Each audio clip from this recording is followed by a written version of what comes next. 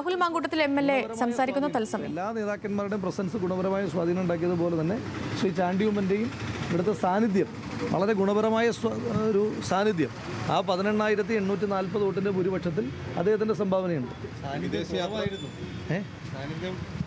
അല്ല, അതൊരു പൊതുതെരഞ്ഞെടുപ്പ് ഉപതെരഞ്ഞെടുപ്പ് നടക്കുമ്പോൾ നമ്മൾ താരതമ്യപ്പെടുത്തുന്നത് ഇപ്പോൾ പുതുപ്പള്ളിയും തൃക്കാക്കരയും ഒക്കെ ആയിട്ടാണ്. പുതുപ്പള്ളിയും തൃക്കാക്കരയും ഉപതെരഞ്ഞെടുപ്പ് നടക്കുമ്പോൾ പ്രത്യേകത പുതുപ്പള്ളിയിലും തൃക്കാക്കരയിലും മാത്രമാണ് തെരഞ്ഞെടുപ്പ് നടക്കുന്നത്. പക്ഷേ പാലക്കാട് ബൈ ഇലക്ഷൻ്റെ പ്രത്യേകത, പാലക്കാട് ബൈ ഇലക്ഷനിൽ നടക്കുന്ന സമയത്ത് തന്നെ വയനാട് ശ്രീമതി പ്രിയങ്ക ഗാന്ധി മത്സരിക്കുന്ന, അത് ശ്രീമതി പ്രിയങ്ക ഗാന്ധിയുടെ ആദ്യത്തെ മത്സരമാണ്. ആദ്യത്തെ മത്സരം എന്ന് പറയുന്ന ഒരു വലിയ മത്സരം അപ്പുറത്ത് നടക്കുന്നു, ചേലക്കരയിൽ നടക്കുന്നു. അപ്പോൾ അതുകൊണ്ട് എല്ലാ ആളുകൾക്കും എല്ലാ ദിവസവും ഇവിടെ ഉണ്ടാകാൻ കഴിയില്ല. ശ്രീ ചാണ്ടി ഉമ്മൻ അദ്ദേഹം എല്ലാ സ്ഥലങ്ങളിലും വളരെ സജീവമായി പോയി. വയനാട്ടിൽ അദ്ദേഹം വളരെ സജീവമായിരുന്നു.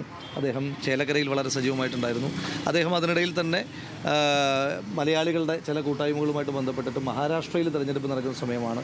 മഹാരാഷ്ട്ര തിരഞ്ഞെടുപ്പിൽ സജീവമായിരുന്നു. അത് എല്ലാ തിരഞ്ഞെടുപ്പിലും വളരെ സജീവമായിട്ടുള്ള ഒരാളാണല്ലോ ശ്രീ ചാണ്ടി ഉമ്മൻ. അപ്പോൾ അത് അദ്ദേഹത്തിൻ്റെ ഒരു സാന്നിധ്യം ഇപ്പം നമുക്ക് ജനങ്ങൾക്ക് വലിയ ഇഷ്ടമുള്ള നേതാക്കന്മാരുണ്ട്. ആ നേതാക്കന്മാർ എല്ലാ ദിവസവും ആ മണ്ഡലത്തിൽ വരണമെന്നില്ല. ആ മണ്ഡലത്തിൽ അവർ വരുന്ന ദിവസങ്ങളിൽ തന്നെ അതിൻ്റെ ഒരു സ്വാധീനം ബാക്കി ദിവസങ്ങളിലേക്ക് ഉണ്ടാകുമല്ലോ സ്വാഭാവികമായിട്ടും.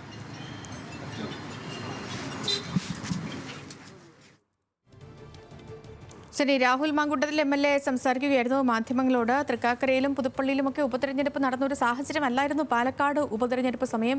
അന്ന് പാലക്കാടിനൊപ്പം തന്നെ മറ്റ് രണ്ടിടങ്ങളിലും ജനവിധി തേടുന്നുണ്ടായിരുന്നു, വയനാട്ടിലും ചേലക്കരയിലും.